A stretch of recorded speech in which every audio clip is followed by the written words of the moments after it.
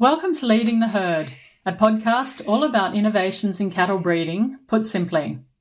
In Series 1, proudly brought to you by Embryo, a global leader in the field of bovine reproductive technologies, I'll endeavour to break down the fundamentals of bovine IVF into roughly 7-minute bite-sized lessons, your shortcut to achieving 7 years in 7 days.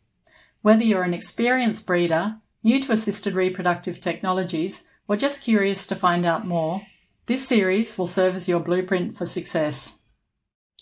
I'm Rebecca Arnott, and in today's episode we're going to start with the very basics of bovine IVF, otherwise known as IVP or in vitro produced embryos.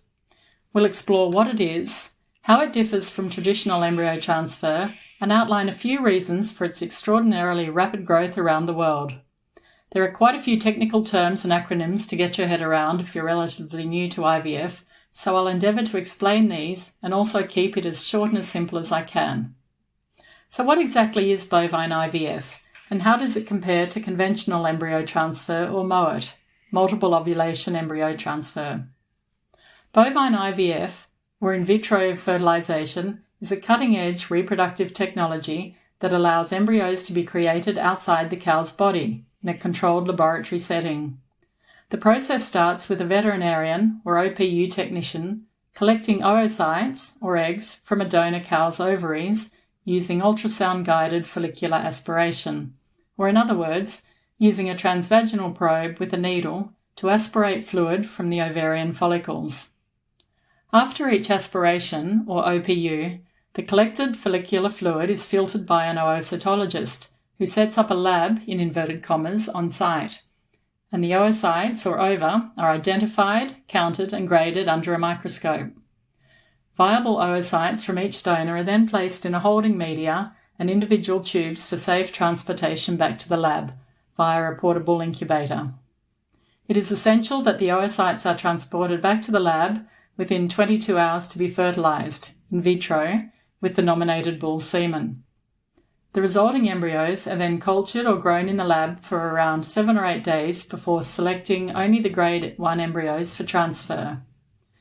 If doing a fresh embryo transfer program, these are transported back to the farm or the recipient cow herd for immediate transfer.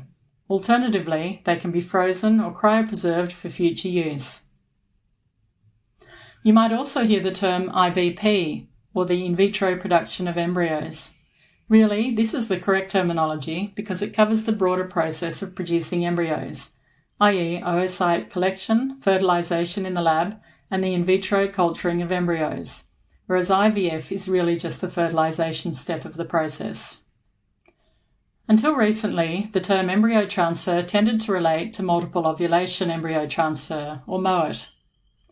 Prior to the development of IVF, this was the most advanced embryo breeding technique, enabling potentially dozens of offspring to be produced from elite, mostly Bos Taurus females, rather than just the 8 to 12 they would typically produce in a lifetime. Essentially, MOET involves stimulating a donor cow with FSH, or follicle-stimulating hormone, over a number of days in order for her to produce multiple eggs or oocytes in a single cycle. These eggs are fertilized inside the donor cow via artificial insemination, i.e. in vivo rather than in vitro.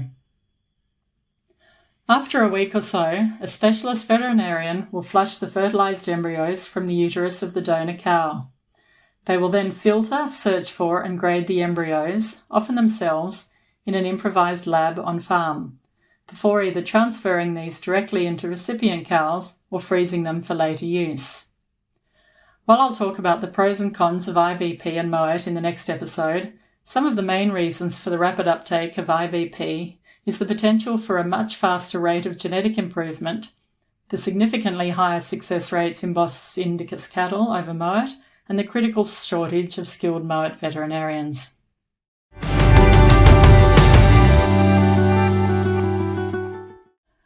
That's it for today's episode of Leading the Herd, brought to you by the team at Embryo.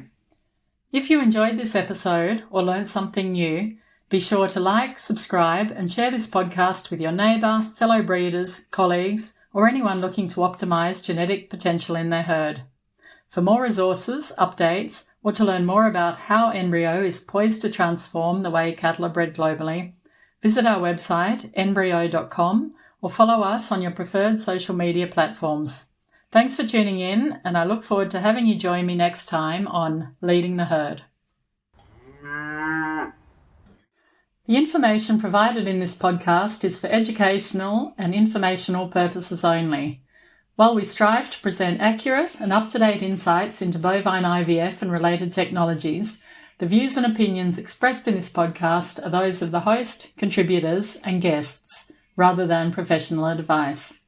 Listeners are encouraged to consult with qualified veterinarians, animal reproduction specialists, and industry professionals about their own requirements and goals before making any decisions regarding assisted breeding technologies.